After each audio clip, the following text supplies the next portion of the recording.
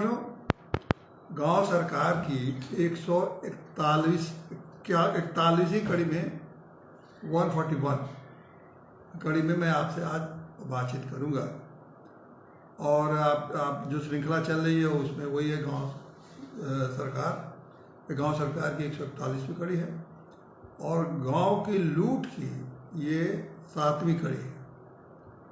और आज जो विषय है वो हमने रखा है स्वयं सेवी संस्थाओं या स्वैच्छिक संस्थाओं द्वारा गांव की लूट। अब ये थोड़ा विषय भी आपको अजीब लगता है कि ये विषय तो कैसे स्वयं सेवी संस्था और स्वैच्छिक संस्थाएं गांव को लूटती हैं। ये तो जनता के सेवा के लिए बनी हुई है निस्वार्थ भाव से, तो ये कैसे गांव के लूट सकती हैं। ये थोड़ा आपके मन में कौतूहल हो रहा, लेकिन आज मैं इस कौतूहल को भी आपके मन से निकाल दूंगा और स्पष्ट हो जाएगा कि इस बात को ध्यान से सुनिए और ये कैसे ये संस्थाएं लूट रही हैं गांव को, ये आपको बिल्कुल आपके सामने बिल्कुल स्पष्ट हो जाएगा। पहले अभी जो मैंने चर्चा की गांव की लूट में, उसमें हमने कहा कि सरकार लूट रही है।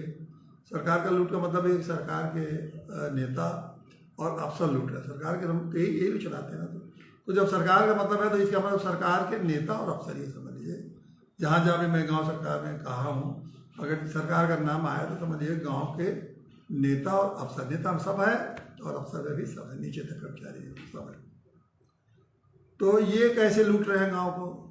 फिर मैंने बताया कि सहकारी समितियाँ कैसे गाँव को लूट रही हैं और ये भी बताया कि सहकारी समितियाँ क्या हैं। आज हमें वो इसी श्रृंखला को आगे बढ़ाते हुए ये स्वयं सेवी संस्था कैसे लूट रही है, ये आपको जानना बहुत ही महत्वपूर्ण है। जैसे मैंने बताया कि समितियाँ करीब देश में 6-7 लाख समितियाँ हैं, उसी तरह से स्वयं सेवी संस्थाएं भी 6-7 लाख। ये अलग बात है कि पूरी ठीक ढंग से गिनती नहीं हुई, लेकिन ये समझ लीजिए 7 लाख 6-7 लाख से ऊपर ही है, बहुत ज़्यादा लाखों की संख्या में ये स्वयं सेवी संस्थाएं हैं। जिस तरह से समितियाँ, उसी तरह से लाखों की संख्या में ये भी। और जिस तरह से करोड़ रुपया, अरबों का ये समितियाँ लूट रही हैं, उसी तरह से अरबों रुपया ये लूट रहे हैं स्वयं सेवी संस्थाएं। तो आप देखिए सहकारी संस्थाएं और ये स्वयं सेवी संस्थाओं में थोड़ा अंतर भी आता है।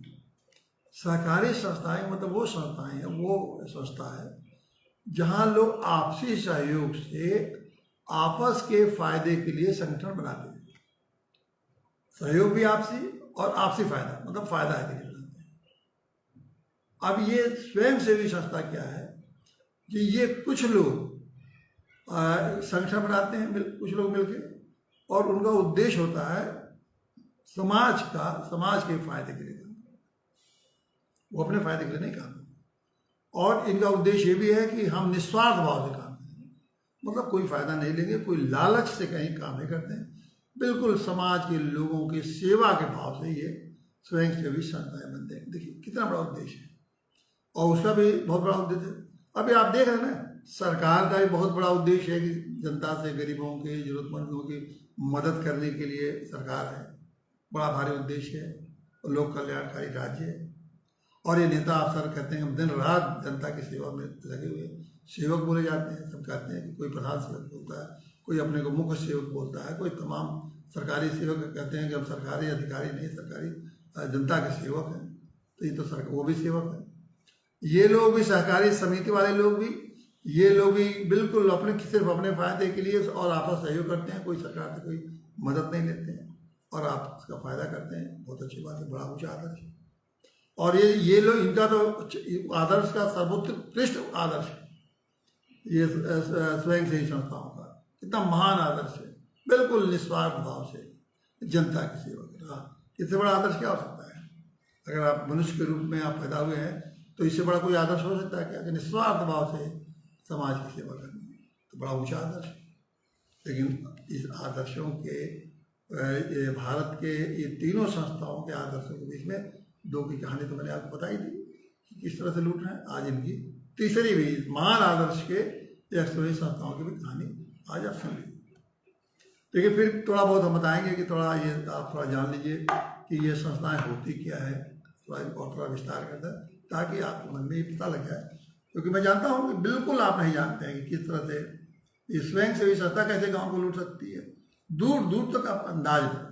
लेकिन पहले हम थोड़ा सा इनको बता दें कि ये स्वयं सेवी संस्था जो है किस तरह से कितनी क्या है, कैसे काम करती है, क्या ताकि उनकी भूमिका आपको पता लगे। अब देखिए, ये तो पहले जान लीजिए कि स्वयं सेवी संस्था को मैंने बताया क्या होता है, लेकिन और कितने स्तर का है।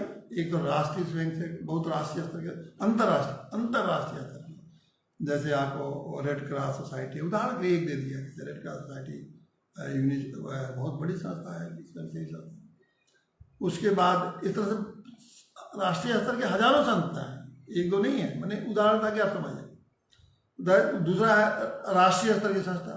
राष्ट्रीय स्तर के लिए आपको बस एक संस्था का नाम बताता है, हेल्पेज, गरीब बूढ़े लोगों की मदद करने के लिए एक हेल्पेज संस्था है। इस तरह से हजारों संख्या बनी हुई है राष्ट्रीय स्तर की, बनी हुई है लोगों की मदद करने के लिए।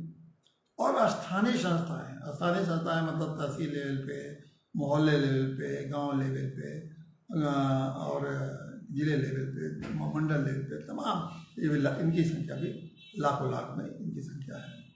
तो ये 3 स्तर पर ये संस्थाएं काम करती हैं। अब ये किस तरह की किन किन क्षेत्र में ये संस्थाएं काम करती हैं जान लीजिए। क्योंकि आप समझते हैं कि केवल बूढ़ों की मदद करने के लिए बननी है, केवल गरीबों के कुछ मदद करने के लिए, ऐसा नहीं है।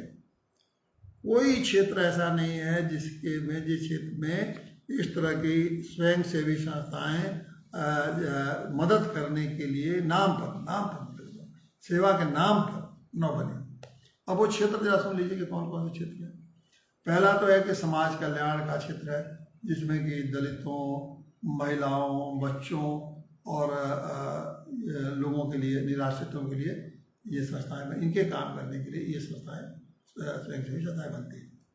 फिर वो विकास से संबंधित के लिए, विकास कैसे, जो विकास हो रहा है, तमाम पानी पिलाने का विकास, नहर, और भी जिस तरह से दवाई वितरण करने का विकास, तमाम विकास संबंधी चीज़ें काम जो कार्यक्रम हो, उस संबंध में भी बहुत सारे संस्था बने हुए हैं विभिन्न नामों से। फिर एक है ये नियामकीय कार्य। नियामकीय कार्य मतलब ये है कि जैसे बहुत से सरकारी विभाग बने, जैसे कंज्यूमर है, कंज्यूमर कोर्ट, तो उसी तरह से कंज्यूमर फोरम बना हुआ है। जैसे इलेक्ट्रिसिटी बिजली नियामक बोर्ड बना है, तो उसमें भी आप तमाम संस्थाएं बनी हुई हैं जो कि इनको वो रोकती हैं कि कंज्यूमर का आप फायदे के खिलाफ काम न करिए। उसी तरह से कंज्यूमर कोर्ट में जो कंज्यूमर की संस्था है बनी हुई कंज्यूमर की, वो आज जो कंज्यूमर है उनके खिलाफ आप काम न करने पाए, उनकी मदद करने के लिए, तो ये नियामक ही इसको समझ लीजिए।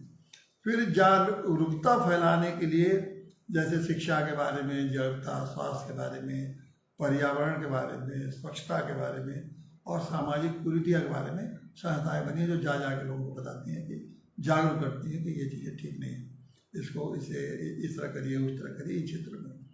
फिर रोजगार के लिए, रोजगारमुखी बहुत से प्रशिक्षण दिए जाते हैं और उनको बताया जाता है ताकि ऐसा करने संस्थाएं प्रशिक्षण देकर उनको रोजगार पाने के लिए बन जाए। ये भी बहुत सारी संस्थाएं काम करते हैं देने के लिए। इसी में आप संबंधित शिक्षा संस्थाएं भी खुली हैं, उनके कंप्यूटर की ट्रेनिंग, ये ट्रेनिंग, वो ट्रेनिंग, तमाम ये स्वयं सेवी संस्थाएं टेक्निकल ट्रेनिंग अपना देने के लिए बनी हुई है। फिर पुनर्वास के लिए, पुनर्वास का मतलब आप समझ लीजिए कि जैसे बाढ़ में, भूकंप में, अकाल में, तूफान में आ गया, दंगा हो गया और आतंकवाद है, इन लोगों से जो पीड़ित लोग हैं उनको कैसे मदद किया जाए, इसके लिए तमाम संस्थाएं बनी हुई हैं। और इसके अलावा जो है जैसे कला का क्षेत्र है, संस्कृति के संरक्षण है, अपने देश की संस्कृति है उसके संरक्षण के लिए, पशुओं के ऊपर जो अत्याचार हो रहा है उसको रोकने के लिए, वनों के विकास के लिए और जीवों के विकास के लिए, और तमाम इस तरह से आप देखेंगे अन्य तमाम ऐसे बहुत सारे विषय। मैंने थोड़ा, हम तो सिर्फ वो आपको समझाने के लिए कि किन किन क्षेत्र कैसे ये संगठन, ये स्वयं सेवी संस्था कहाँ और कैसे काम करते हैं, कहाँ कहाँ किन किन क्षेत्रों में काम करते हैं, कैसे बनी हुई, ये सब संक्षिप्त में बताने की मैं कोशिश करूँगा। अब इन कार्य क्षेत्र के आधार पर देखिए, अभी तो मैंने विषय बताया ना, विषय ये इन विषयों में काम करते हैं। अब का उनका क्षेत्र क्या है, जैसे मान लीजिए महिलाओं के लिए महिलाओं विकास के लिए, फिर जनजातियों के लिए, जो जनजाति हैं पहाड़ों में रहते हैं दूर दराज एरियो में, उनके लिए मदद विकास के लिए, फिर वन और पर्यावरण के लिए, प्रौढ़ शिक्षा के लिए, जो प्रौढ़ लोग हैं उनकी शिक्षित हैं उनको प्रौढ़ शिक्षा के लिए, नशा मुक्ति के लिए, तो बहुत ही जगह नशा मुक्ति के लिए आप देखते हैं तमाम स्वयंसेवी संस्थाएं काम कर रही हैं। फिर निःशक्त लोगों के लिए, मतलब जो निराश्रित हैं, किसी लायक नहीं, घूम रहे हैं, कुछ भी नहीं कर सकते, उनके लिए। तो इस तरह से आपने देखा ये तमाम ये क्षेत्र हैं जिसके में स्वयंसेवी संस्थाएं देशों में इन क्षेत्रों में अपना संगठन बना के, और लोगों के, जैसे मैंने कहा ना कि इनका निस्वार्थ भाव से, ऐसा कहा जाता है, क्या करते हैं वो अलग बात, निस्वार्थ भाव से इन लोगों के क्षेत्र में जनता जो इनसे प्रभावित होते हैं उनके साथ धोखाधड़ी, तिगड़म न हो, उनको इन जो संस्थाएं हैं उनसे पूरा लाभ हो, शोषण न हो, उनका उत्पीड़न न हो, उसके लिए ये लोग निस्वार्थ भाव से उनकी मदद करते हैं। लेकिन अब ग्राम पंचायतों में, ये तो एक जनरल टाइप है ये क्षेत्र है, अब ग्राम पंचायतों में किस तरह से ये स्वयंसेवी संस्थाएं हैं काम करती हैं। तो आप ये बता दें कि पंचायती, मैं बता चुका हूँ कि पंचायती ग्राम पंचायत जिसको हम गाँव से कहते हैं, ग्राम पंचायत को संवैधानिक संस्था है और उसको कार्य करने का पूरा अधिकार दिया गया। 29 विभाग को संविधान ने दे रखा है और उसमें और ये भी लिखा है कि वो अपने सभी कार्यक्रमों को गाँव के लिए उस विषय पर कार्य को निर्धारित करेंगे और किस तरह से उसको संचालित करेंगे, ये पूरा का पूरा अधिकार गांव के लोगों के पास रहेगा, मतलब ग्राम पंचायत के पास रहेगा। मतलब ग्राम पंचायत का मतलब गांव के पास, वो अपने कार्यक्रम खुद बनाएंगे और कौन सा ये अधिकार दिया गया। और यही सभी राज्यों ने जो पंचायती राज अधिनियम में बनाया उससे भी दिया है। लेकिन वो अधिकार कैसे हड़प लिया, मैंने आपको बताया कि जो भी पंचायतें काम करेंगी वो राज्य सरकार के निर्देशों के अधीन करेंगे। जैसे उत्तर प्रदेश में पंचायती राज अधिनियम धारा 15 है, उसमें लिखा है जो भी गाँव ग्राम पंचायत करेगी वो राज्य सरकार के निर्देशों के अधीन करेगी, तो वो कोई अधिकारों का मतलब नहीं है जो राज्य सरकार ने देती। अब राज्य सरकार ये सोचती है ये गांव वाले तो बिल्कुल गंवार हैं, अनपढ़ हैं, और ये भी कहते हैं कि भ्रष्ट हैं, अधिकारी ही कहते हैं, ये सब गाँव वाले भ्रष्ट, नेता भी कहते हैं गाँव वाले। और मजे की बात ये कि सारे जो भ्रष्ट नेता तो करीब करीब आपको सभी भ्रष्ट मिलेंगे, शायद ही कोई नेता, हमें तो अभी तक मिला नहीं कि कोई नेता ईमानदार मिला हो। किसी न किसी भ्रष्ट है, कुछ डायरेक्टली भ्रष्ट है, कुछ इनडायरेक्टली भ्रष्ट होते हैं।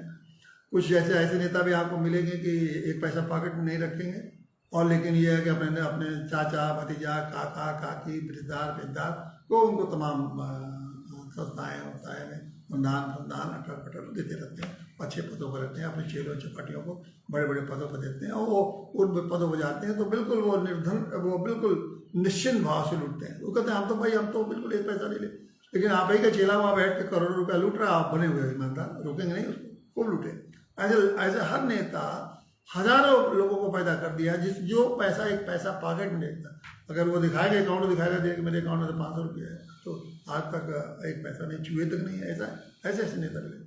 लेकिन आप पूछिए उनके जितने इर्द गिर्द चेला चपेड़ी जितने हैं, उनके भाई बहन, उनके रिश्तेदार, पिता के रिश्तेदार नहीं है तो उनके दोस्त मित्र कितने हैं, वो कहाँ पहुँच गए और वो कितना लूट रहे हैं, उसका हिसाब वो कभी नहीं देंगे और न बताएंगे, और जनता उसको समझ नहीं पाएगी कि ये ऐसे कैसे लूट रहा है। वो लूटने का बड़ा सोफिस्टिकेटेड तरीका है, इतना बढ़िया सुंदर तरीका है लूटने का कि वो आप समझ ही नहीं पाएंगे, सालों लग जाएगा उसको समझने में।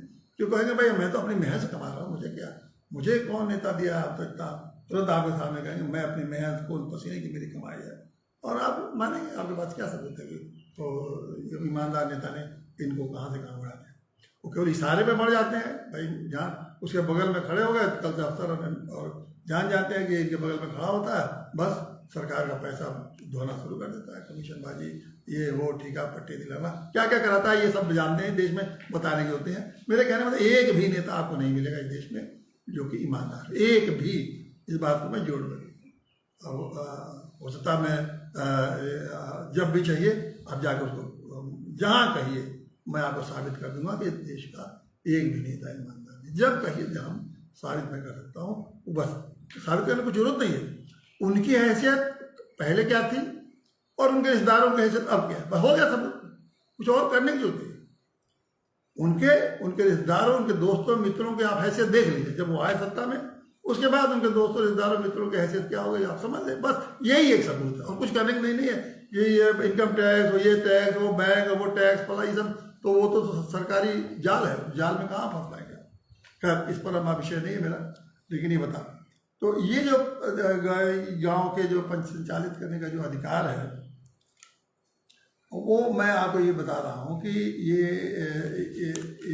दे दिया उन्होंने कि भाई गाँव वाले फिर भ्रष्ट हैं, उनको मूर्ख हैं, उनको कोई जानकारी नहीं है।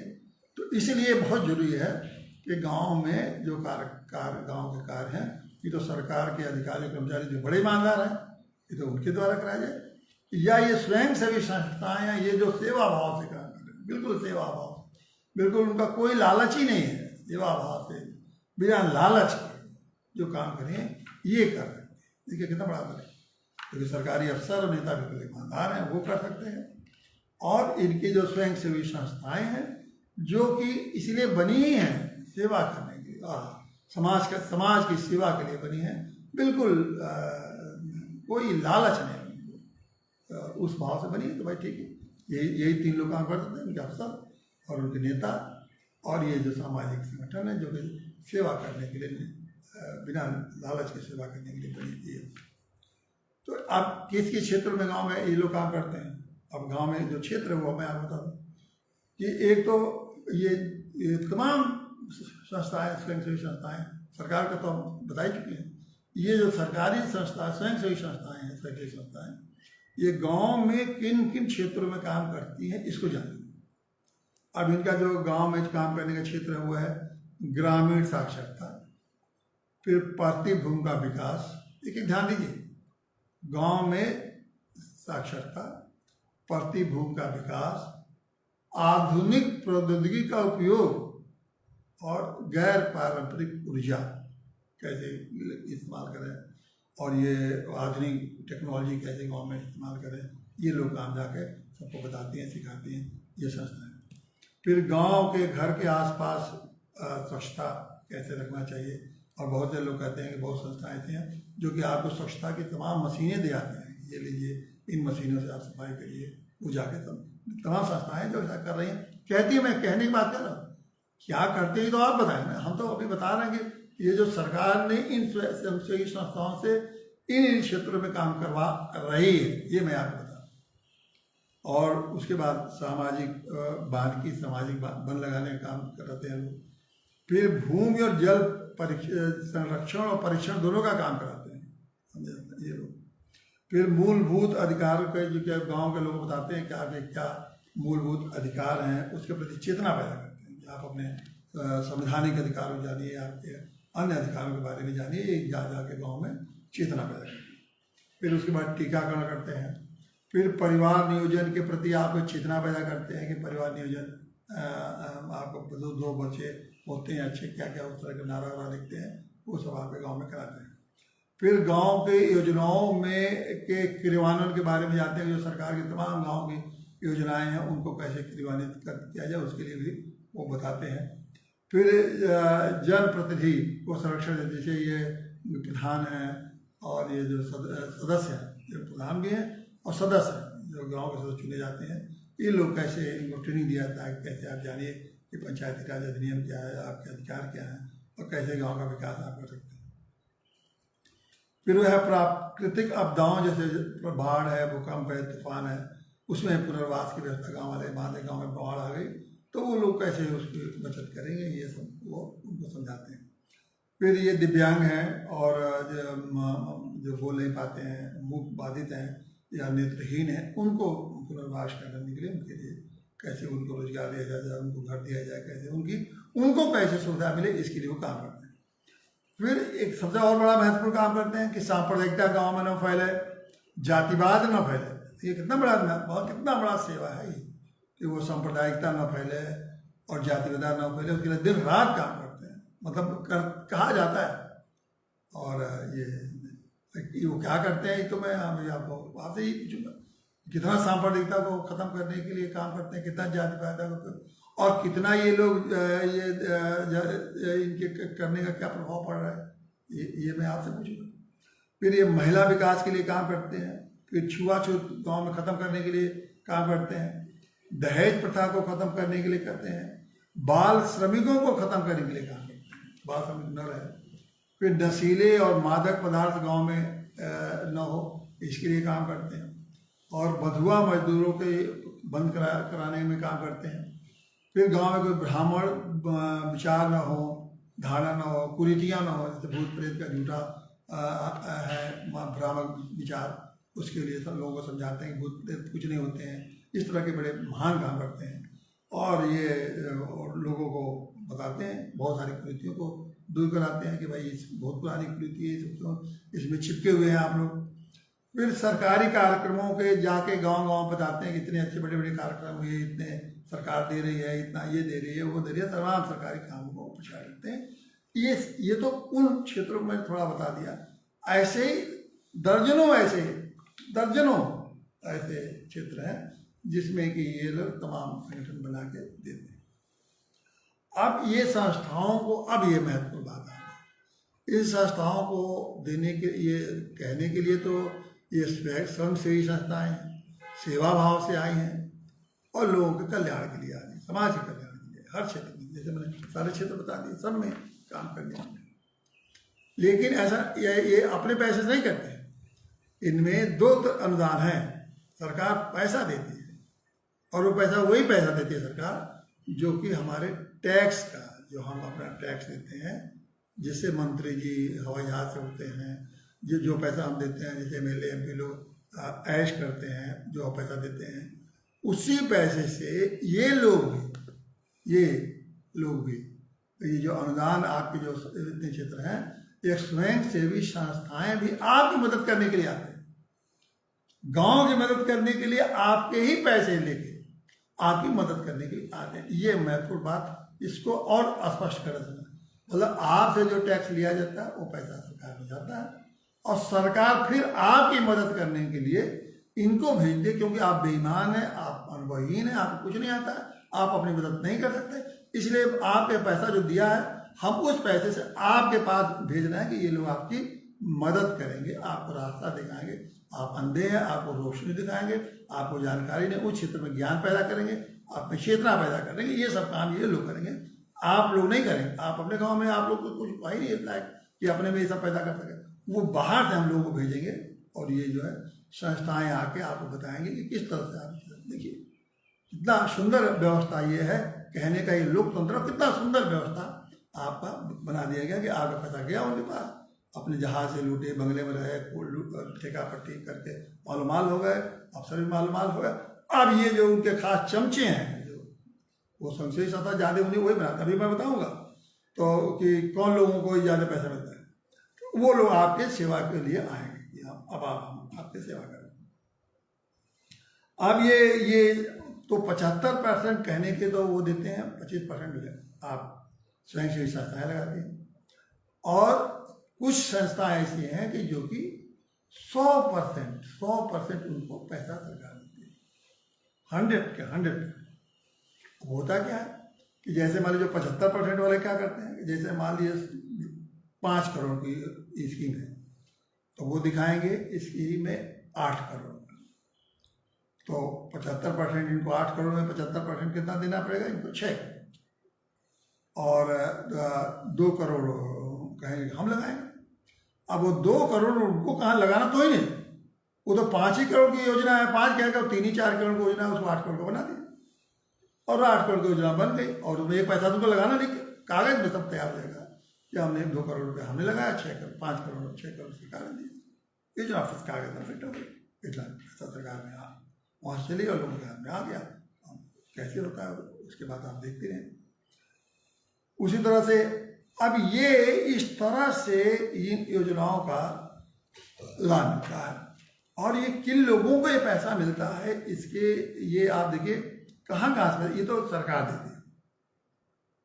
इसके अलावा इन संस्थाओं, बहुत सारी संस्थाएं हैं जिनको विदेशों से पैसा मिलता है, बहुत सारी संस्थाएं जिनको प्राइवेट कंपनियां, टाटा है, बिरला है और भी ये तमाम संस्थाएं, करीब करीब सभी संस्थाओं ने अपने बड़े बड़े जितने कंपनियां हैं वो भी समाज सेवा के नाम पर, क्योंकि टैक्स में छूट मिलती है, तो करोड़ों रुपया टैक्स के छूट के लिए वो तमाम संगठनों को देते हैं, बड़े बड़े संगठनों को पैसा भेजते हैं, उनको तो टैक्स में लाभ मिलता है, और ये आ जाता है ये पैसा सरकार के हाथ में, ये संगठनों को, और ये संगठनों के माध्यम से लोग इन लोगों को मिल जाता है कि ये पैसे तो प्राइवेट जाते हैं, तो सरकार भी देती है, बहुत से विदेशी संगठन भी देते हैं।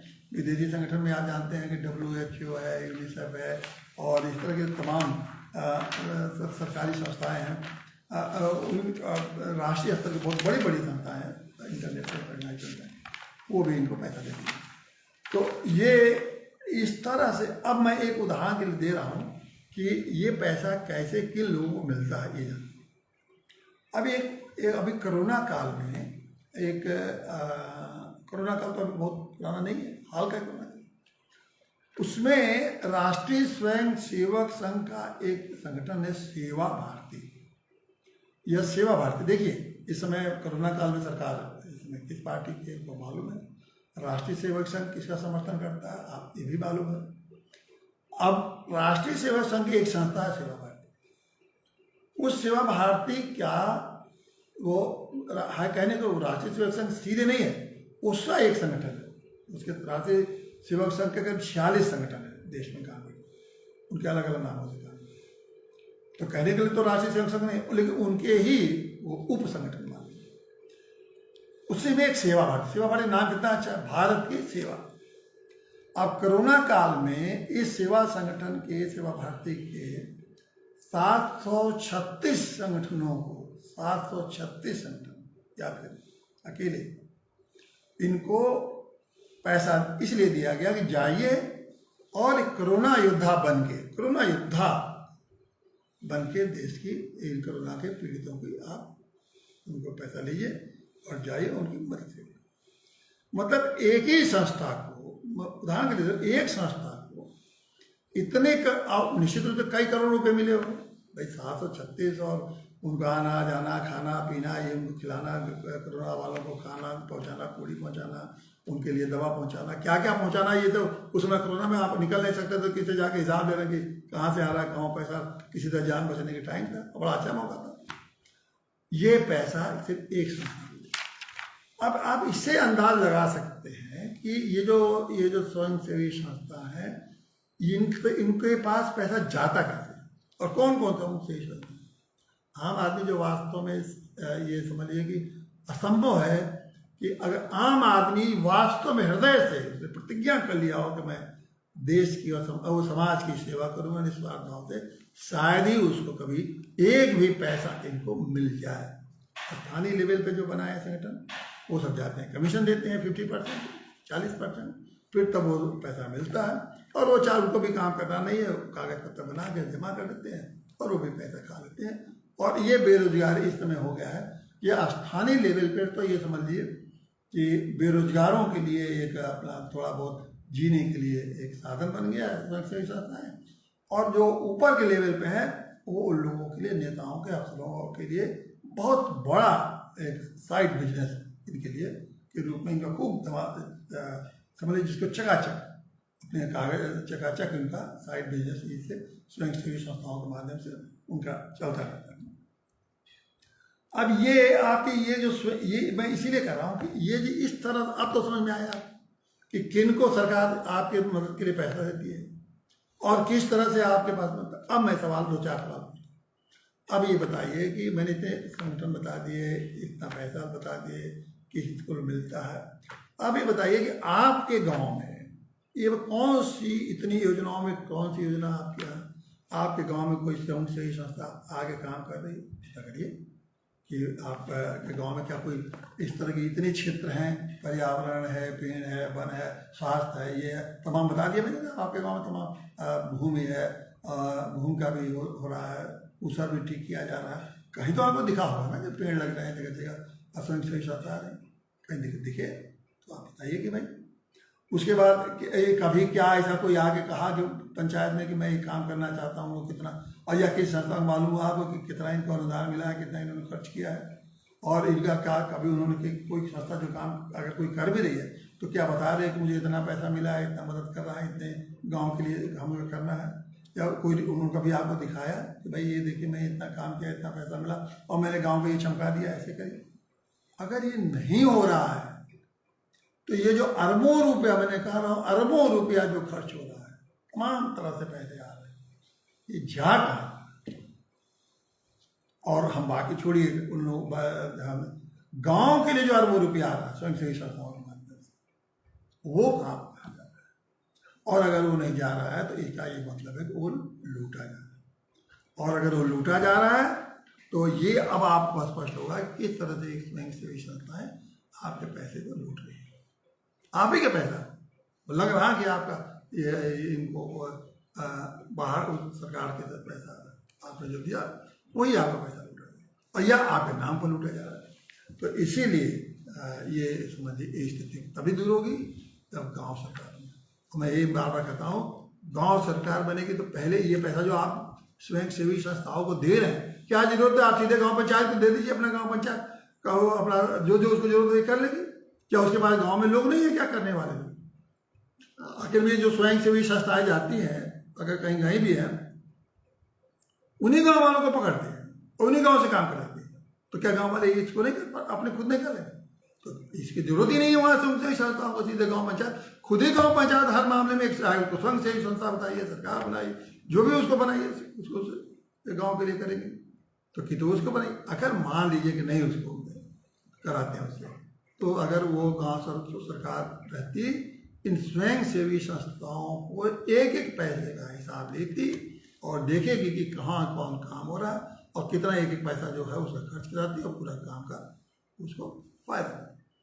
तो ये जो मैं आपसे कह रहा हूँ कि ये गांव सरकार की ये बनने का ये आपको भाई ये जो लूट है सिर्फ एक मात्र रास्ता है कि गांव सरकार को बनाइए और गांव सरकार ही जो समाप्त करे, कोई दूसरी तरीका नहीं है। अब नहीं तो लूटते रहिए। तो आपने देखा कि आप हर आदमी, हर संस्थाएं, सरकार भी लूट रही है आपको, सरकारी समितियां भी लूट रही हैं, स्वयं सेवी संस्थाएं। आखिर में कैसे हम अपने को बचाएंगे? अगर बचाने का अगर कोई भी तरीका अगर आपको मैं पूछता हूँ, किसी से पूछता हूँ, पूरे देश की चुनौती देता हूँ, आप बताइए इन गाँव को लूटने से आप कैसे बचा सकते हैं? गांव सरकार के अलावा है कोई तरीका इन गाँव को लूटने के लिए? आप जितना भी इसमें बढ़ाते जाइए, करते जाइए, लूट बढ़ती चली जाए। कोई तरीका है बढ़ने इसको रोकने के लिए? सिर्फ एक तरीका है, गांव सरकार। इसलिए साथियों आप लग जाइए, गांव सरकार जितना जल्दी और स्थापित करिए, नहीं तो पूरे गांव लूट जाएंगे। जैसे मैंने कहा पूरे गांव की हत्या हो जाएगी, गांव लूट जाएंगे, बर्बाद हो जाएंगे। तो जब गांव नहीं रहेगा तो भारत क्या रहेगा और भारत श्रेष्ठ भारत क्या बनेगा? ये कल्पना, ये सोते ही रह जाएंगे, पीढ़ियां बीत जाएंगी। धन्यवाद साथियों।